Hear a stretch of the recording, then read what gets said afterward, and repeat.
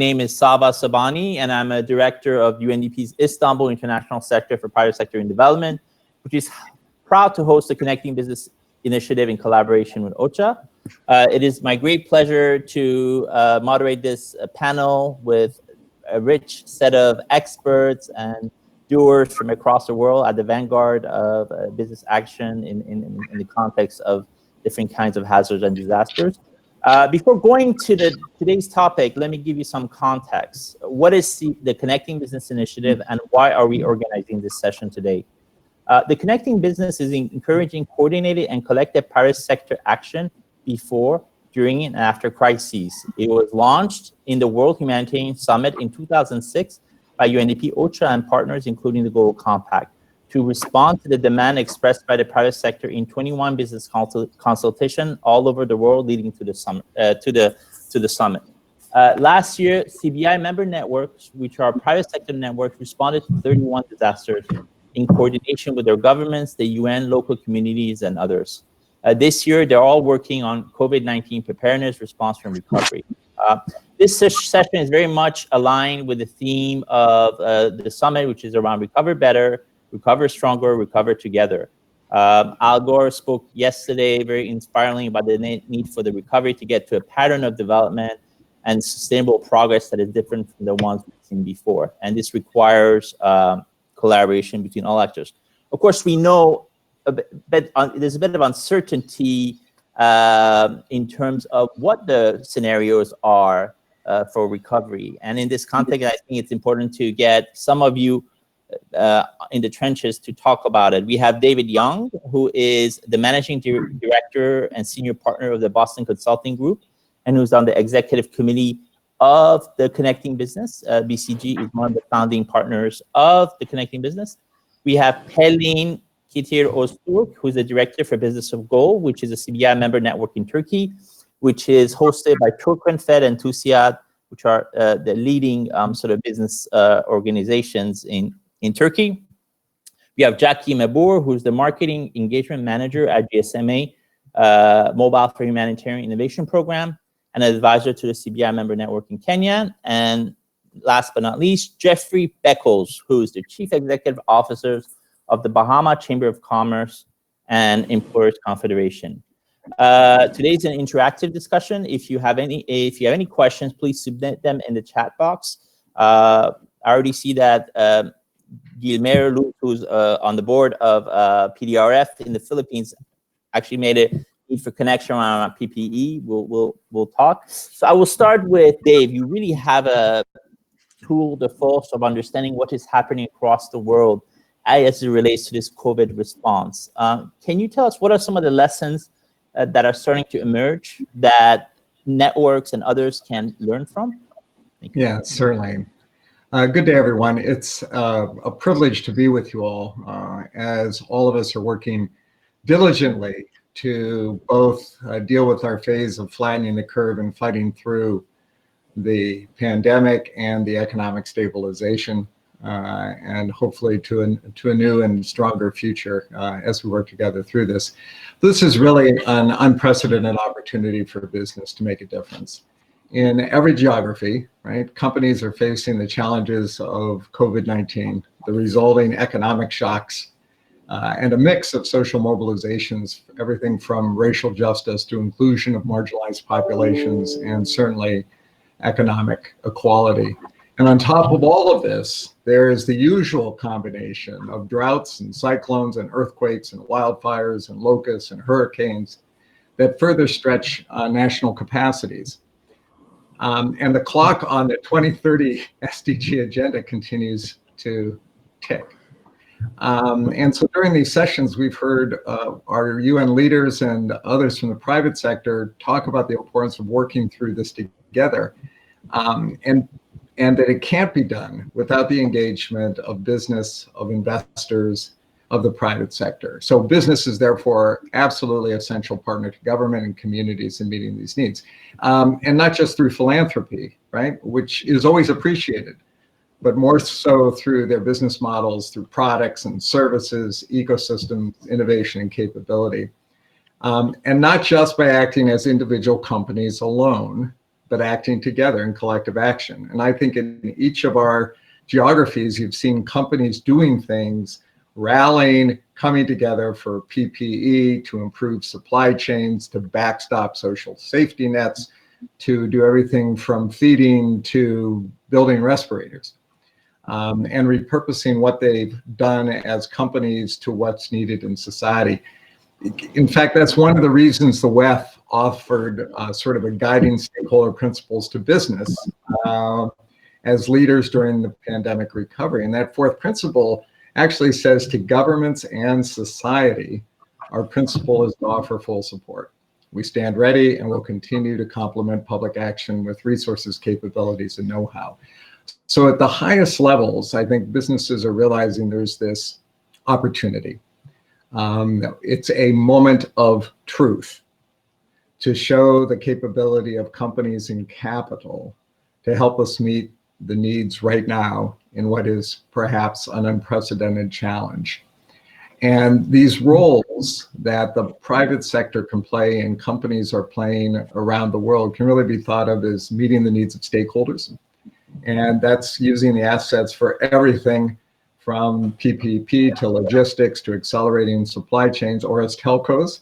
And I'm sure Jackie can talk more about that, helping to get the information out, as tech firms engaging in tracking and tracing, as financial firms, and expanding financial and insurance capacity, and certainly filling NGO and civil society gaps. So it's really an opportunity for us to reimagine the role of business and capital in society at this time. And I think we're seeing great innovation from everywhere, particularly many of the folks on this call that are gathering together to help in their communities, in their nations, in their regions, and for our multinational leaders, multinational corporate leaders, using their networks and vast ecosystems to make a difference in what they do. I think there's a lot of lessons that we'll get into as we go through this, but I really do think it's a moment of truth, and it's a call for us to do our best as businesses and investors. Great, thank you.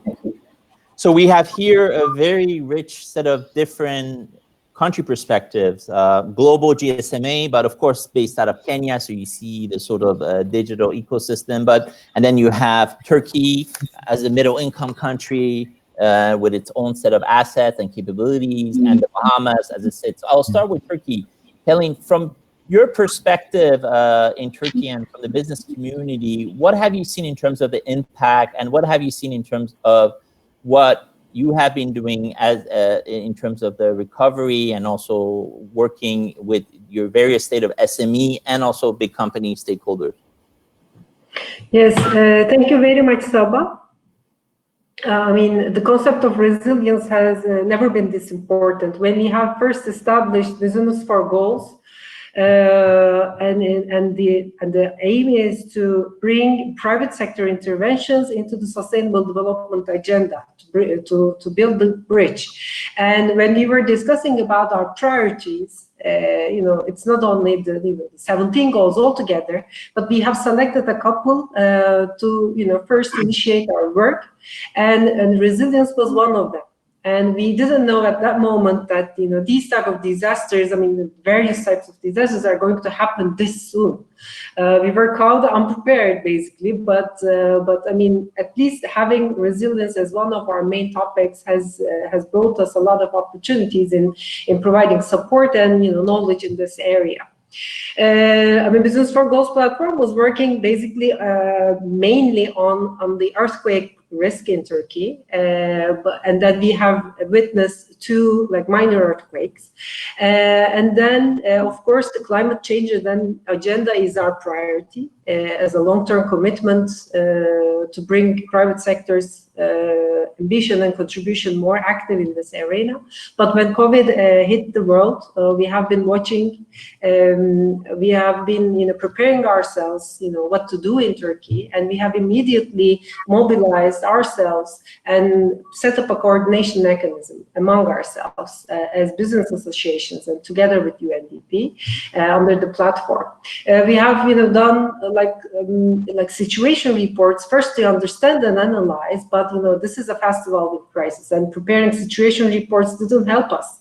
And also, from morning to evening, the situation evolves very quickly, so that we have immediately turned ourselves to the enterprises, because we were watching, of course, the Asia Pacific as well, China as well, and the SMEs are the most vulnerable ones. So we have immediately turned our face to the SMEs and done 2 surveys until now. The first one was in the first 15 days of the crisis in Turkey, and then the second one was announced last week. So we had the opportunity to compare how especially the vulnerable SMEs are reacting. What were their perception? What were their readiness? What are their expectations when it comes to the government measures? What are the degree of application to all sectors and to all segments of work?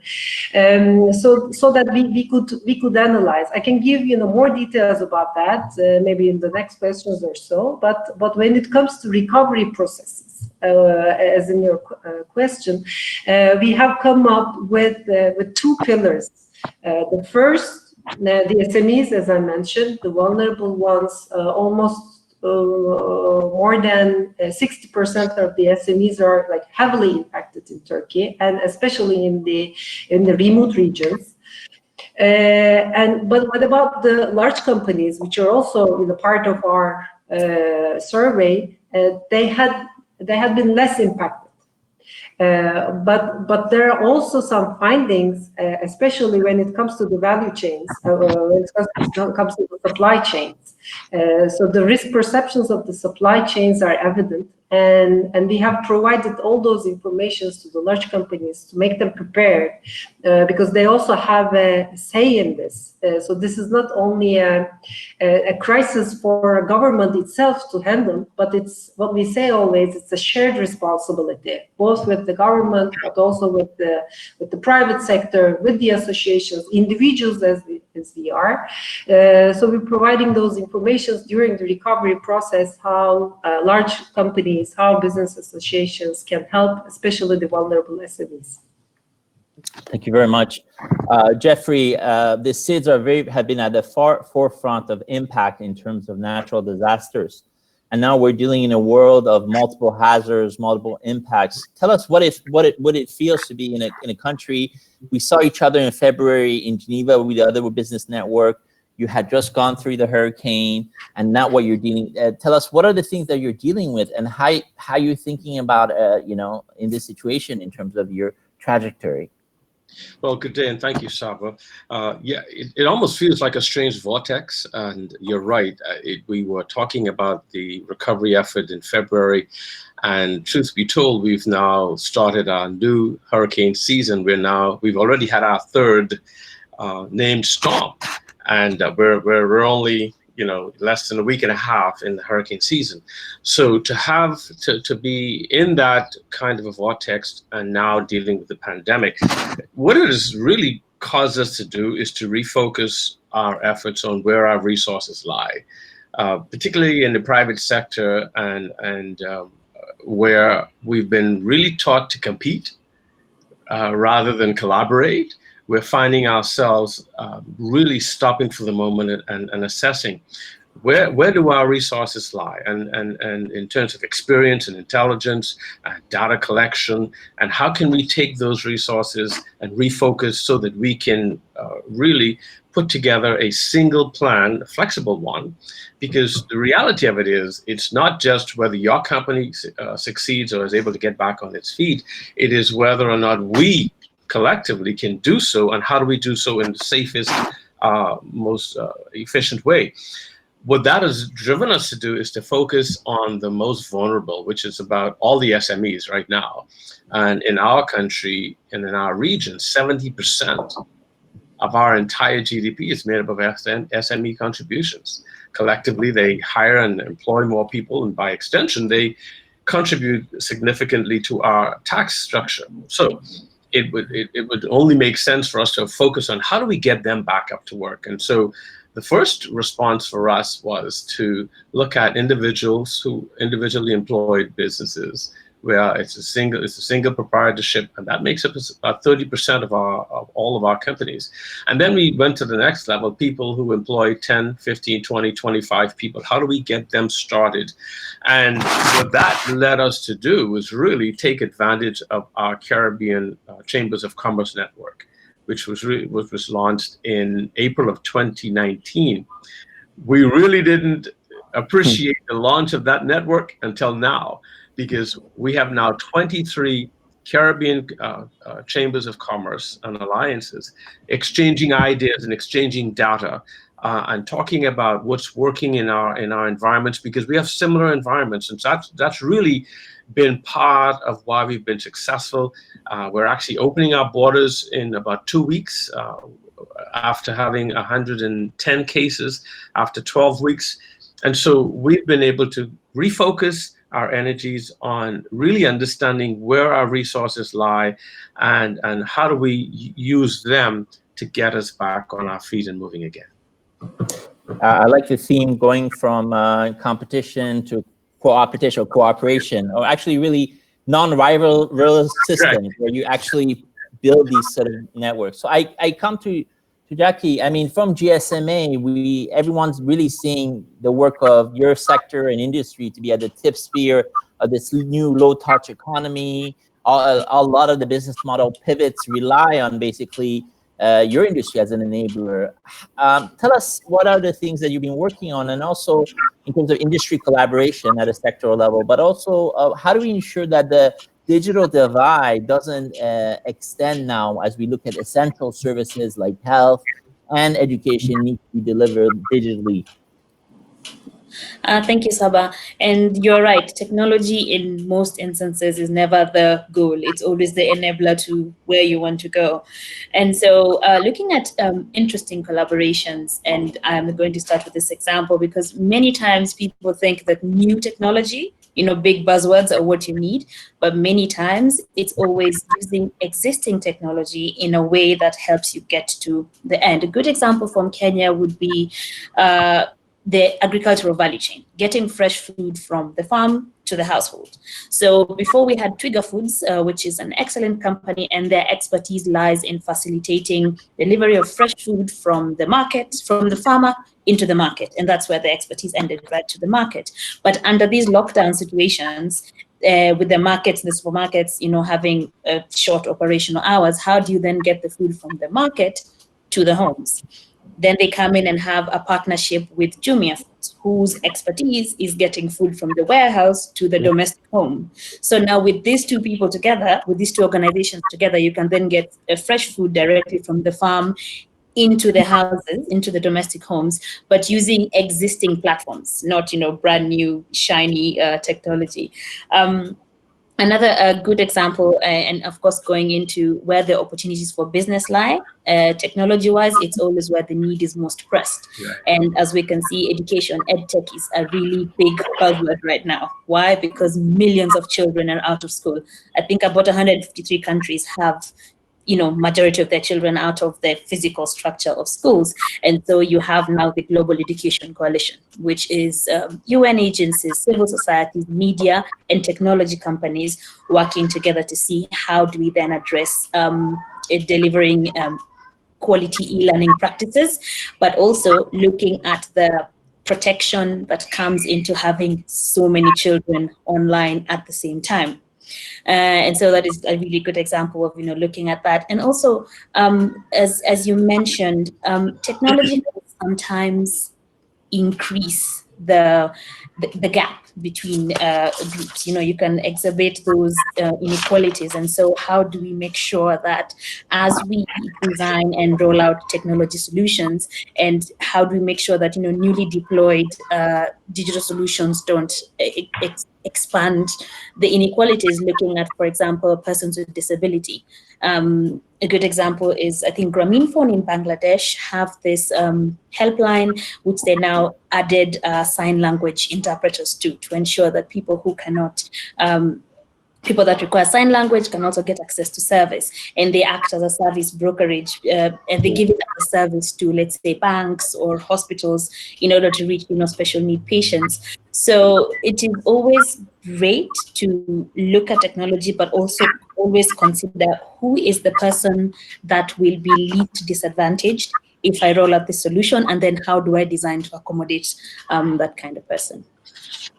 Great. I mean, it's a real privilege to be in Kenya, where it's a laboratory for all of these different kind of business models. I mean, yesterday I was moderating a panel on new technologies for health, and you had the telemedicine pioneers in India, like Clickmedics, or also Access Afaya from Kenya, that are basically using that and bringing it to the West.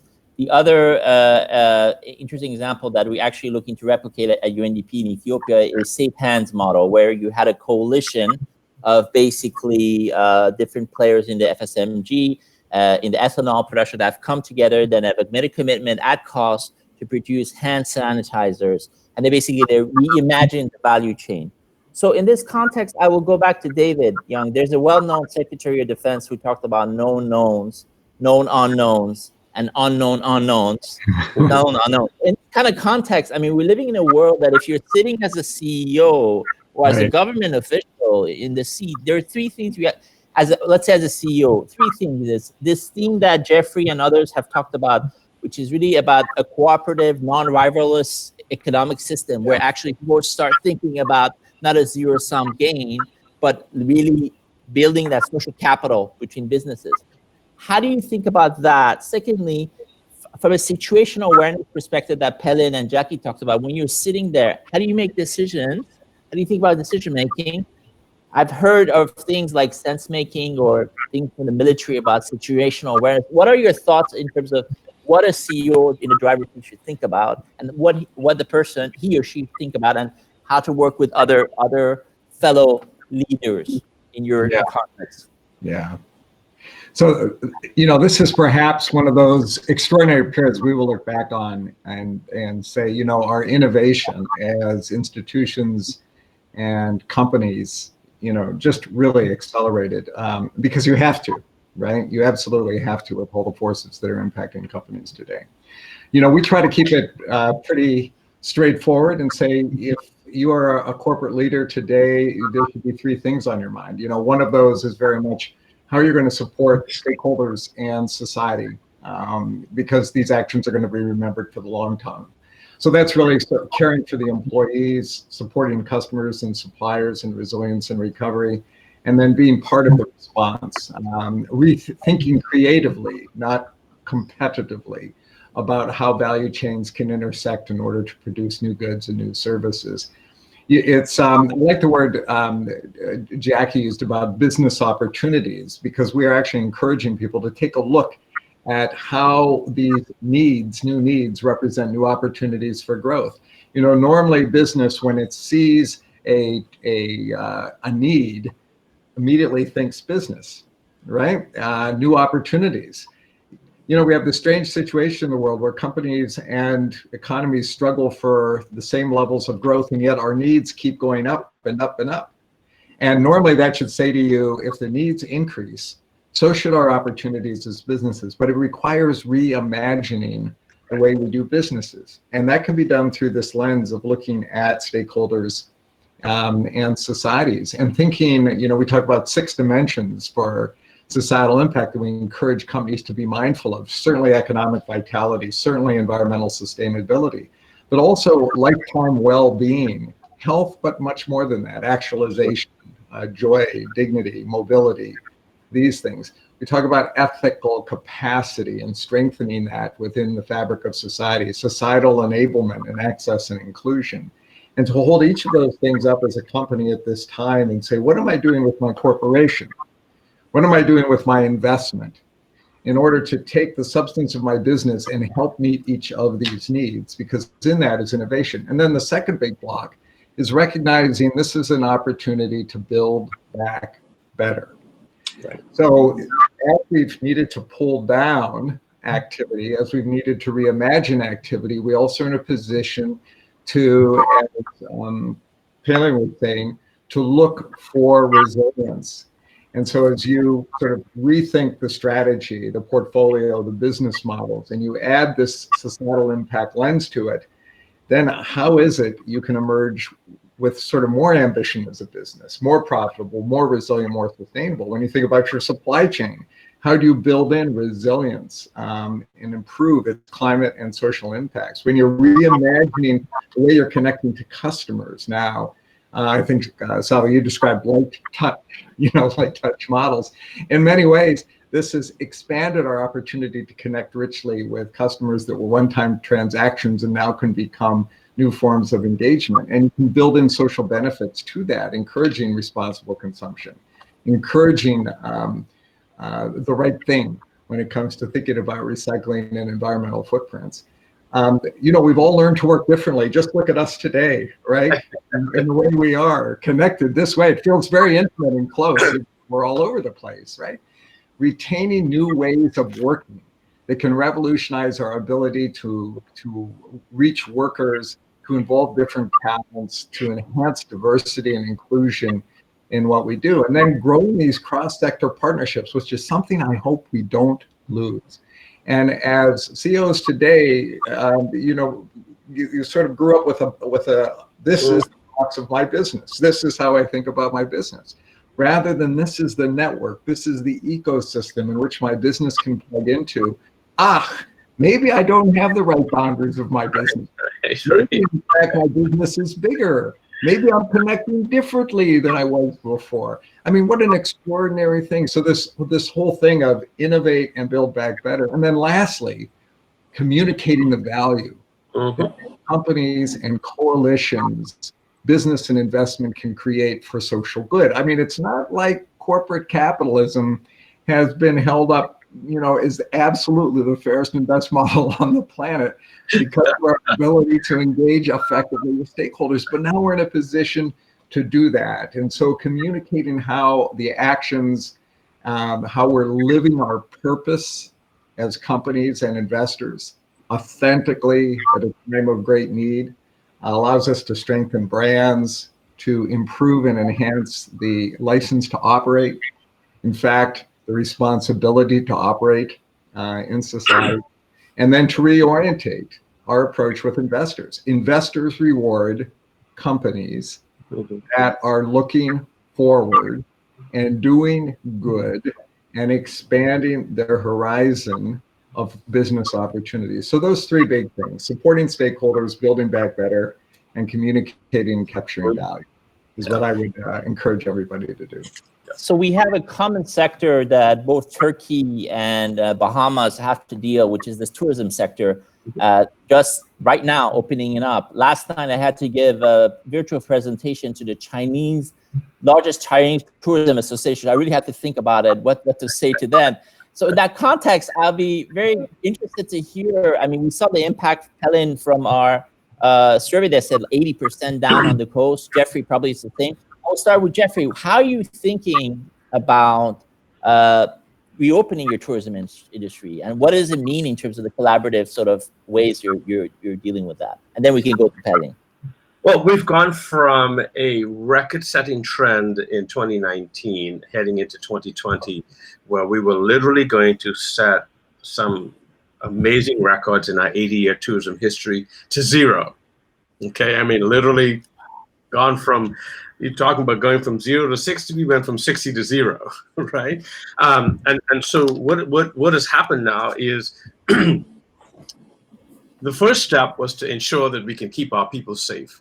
And then as we evolve through that process, trying to figure out how do we get to the point of flattening the curve so that we could open our borders again, because when you have our economy that relies heavily on tourism, literally 6 out of every 10 jobs in the country is attached to tourism. So that drove the urgency for us. And so for that matter, going back to what the question you asked David, we had to start thinking about survival, yes, but then how do we develop a strategy to ensure that we survive, collectively, and then how do we now rethink our strategy to support that system so that it can become sustainable. And we're rethinking how we do tourism in that, we used to focus on our 16 primary islands. We have more than 700 islands in the Bahamas.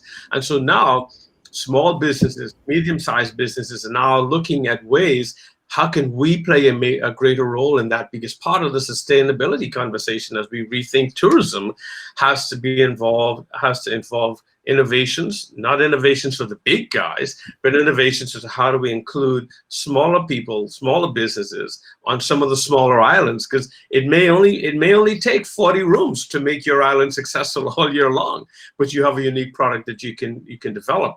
And then how do we cross-pollinate? How do we take ideas from the big resorts and the airlines and the cruise ships and the smaller bed and breakfasts and the Airbnbs to create new ideas for the smaller businesses to be more sustainable? And then finally, how do we communicate this now? Because we've gone from a competitive environment to one where we're surviving collectively to now we're in the conversations have now broadened, because before, if you didn't have $100 million to invest, you probably couldn't get in a conversation. Now you could probably get in a conversation for $20,000, right? So again, cross-pollination helps to create those opportunities. And then how do we now re-enter tourism with a view of constantly evolving? Evolving how? We have to be more nimble, right? So that when these shocks occur, that it's not just a constant punching, a constant pounding, but how do we become more nimble, more mobile, more resilient, so that when we do have these shocks, we can absorb them and continue. We may take a hit, but we didn't go from 60 to 0. And that's what's the driver of our conversations. I mean, this is a very interesting, what you're describing is the reconfiguration of basically the interaction between actors in real time. And the fact that you're leading that is amazing. We look forward to hearing more. And Pelin, from your perspective in Turkey. Yeah, I mean, when we first did the survey in mid-March, what we have seen is, especially the southern part of Turkey, which is mostly dependent on tourism first, and then to the agriculture, has been the most pessimistic. The responses were coming from there, and also in the overall survey, what we have witnessed is, for all sectors, the March responses were more pessimistic than the last week. I mean, this is mainly because what we're translating this is mainly because of the government measures, the support mechanisms, the half-time working support systems, and the credit lines, this compensated credit lines going to all sectors and all scales of enterprises. So that what we have seen now, coming from all those, support mechanisms today, all sectors, including tourism, are more optimistic. I mean, they're more optimistic, but they're also aware that this is going to be like a protracted crisis, right? The first survey was saying that the crisis will end by the third quarter of this year, 2020, but now it's visible that it will go beyond 2020, 2021. So this brings us, I mean, different scenarios. Yes, the tourism sector and the Mediterranean is much more aware of what is upcoming, but still depending on the government measures.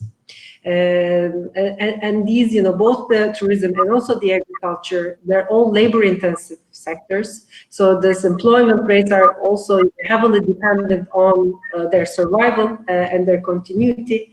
And teleworking and digitalization is, yes, very crucial, but not really, applicable in those, like fully 100% applicable in those sectors. So these are the dilemmas and different responses from our enterprises. Great. So the question I would have, Jackie, is how do we think of that? A lot of innovations have to happen with engagement in the digital economy with governments, as we see. How does the GMSA look at health and delivery of educational services? And what are some of the challenges you see and some of the solutions? I lost the first part of your question. You froze a little bit there. Sorry. What I mean is that in order to scale a lot of these innovations, we need to look at more business to government engagement, right? In terms of these digital and mobile sort of in the delivery of health and education services. Can you tell us what are some of the challenges you see and how you can address that?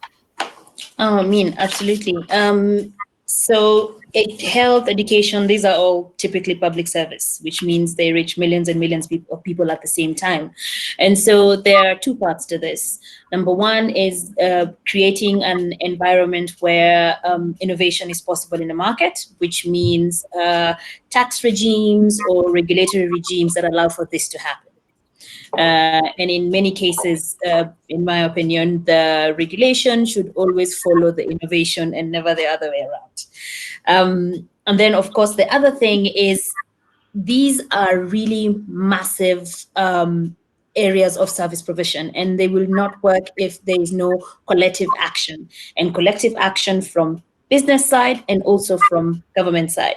So, for example, looking at the education, let's look at, let's say, health, like in Kenya. So we have Safari Smart, which is there to give information on infectious diseases. But for that to happen, you need the Ministry of Health to be able to give their what they consider to be information on infectious diseases, where are the outbreaks, and then also allow the information on who is in what location to be able to share this information to the relevant end user. So end of the day, I'd say, which is, I think, CBI's rallying call, collaboration, collaboration, collaboration. You need multiple businesses to work together in the various value chains, and you need the government to provide legislation, policy environments that allow for this to happen.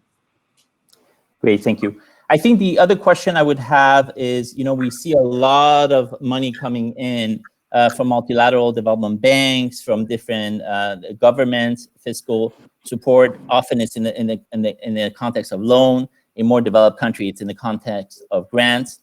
Jeffrey, from your perspective, what are some of the things that you would like to the global development community to be aware of and to think about as in terms of these kinds of support? Well, one of the things that this pandemic is showing us clearly is that much like we have socioeconomic stratus in our community, where we have the wealthy, the middle class, and the poor, globally, you have countries in the same stratus. You have wealthy countries, middle class countries, and poor countries. And the vulnerabilities of the poor are always spoken about. But I think one of the things that we have to focus on is the vulnerabilities of the middle class countries. Yes. They have experiential resources, well educated, but they don't have the financial resources. And one of the things that's going to happen is, much like in the Bahamas, we're going to have to borrow.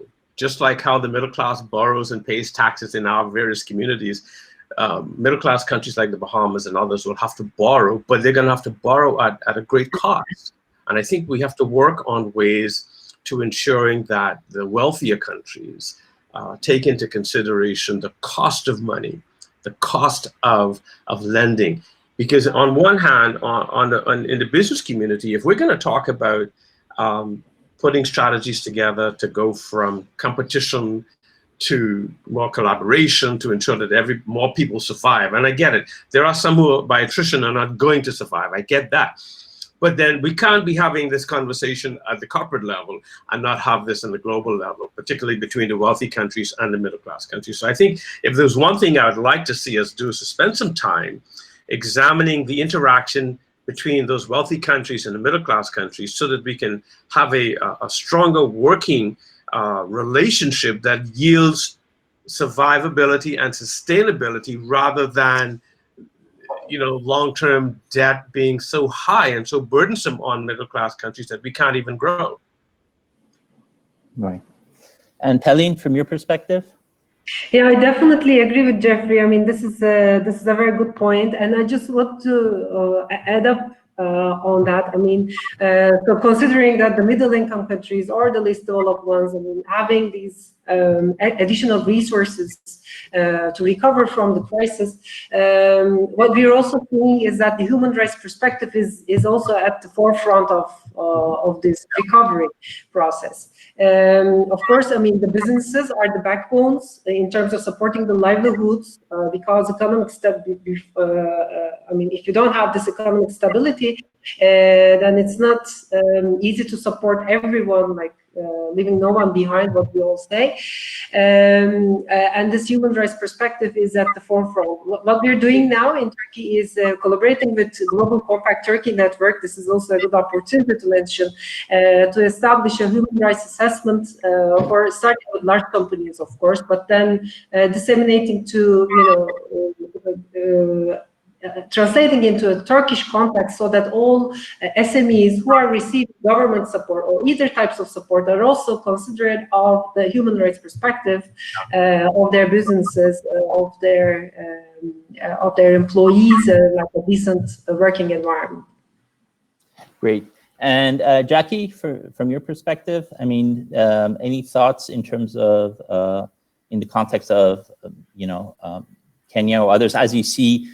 I mean, I think one of the areas we see a lot of money coming is into digital systems. Like basically, there are a lot of multilateral development banks are investing in terms of these kinds of infrastructures and providing loans and support to countries. Yeah, I mean, it's great. Yeah, and you're right, there's lots of funding coming into, what's the next big thing in tech, what will solve health, education, agriculture. For me, from my point of view, what will always remain is, if you are not solving for a real problem, it's your opinion and not a solution. Right. And so, absolutely. And so always end user perspective, and always protection of those who are most vulnerable and those whose situation will be made worse by implementing technology. So putting protection into digital design is a really important thing. And it's not just the design of the solution, it's also the policy environment that supports the solution. So for me, it's leave no one behind. Always remember, do no harm as you put in tech solutions. Great. And David, from your perspective? Yes. Jeffrey, you must have one of the best investment propositions out there. Right? And, the opportunity, and this is the point I want to make here, is private capital. Yes. Institutional capital. I mean, we tend to look for governments to step in, but I do want to remind us of the vast amount of institutional investment capital that's out there today, and the incredibly rapid growth rate of sustainable finance that we're seeing. And so, Jeffrey, when I think about the Bahamas, if I was an investor, I'd say to myself, beautiful weather, wonderful people. Yep, they've had a bit of a knock, but who doesn't think tourism is not going to come back in the Bahamas, right? And what an investment proposition this is. Similarly, many of these problems we're talking about needing to deal with are opportunities for capital to go to work. We're not living in a high interest rate world right now, right? There's not all that many investment opportunities out there that are going to return big, right, with little risk. Right. And so the problems that we're able to think about today, I would encourage us to think about and apply blended finance approaches, where we're looking for governments and multilateral institutions and bilaterals and DFIs to de-risk the flows of private capital. We're going to backstop that with insurance and protect that as possible. But this requires, again, imagination. And I think, we are at a period now where imagination matters, and we need to recognize this is a call to simply be open and reimagining the way we've been working and the way we've been investing to mobilize that capital.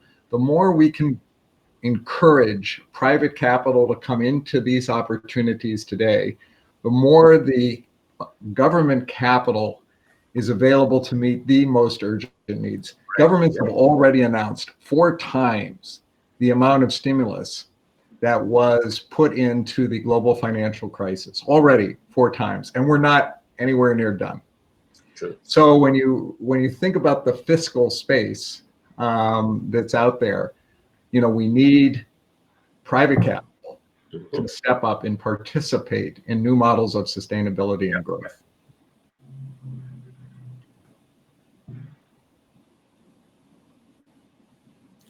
Just right then, my internet streaming got stuck. Well, it seems that it's telling us we're coming to the end of this really enriching conversation. I really thank you all for your time and look forward to catching up soon in a couple months and see where we are. Thank you all for your time. Thank you. Thank you all. Thank you. Stay safe. Bye-bye. Bye-bye. Bye-bye. Thank you.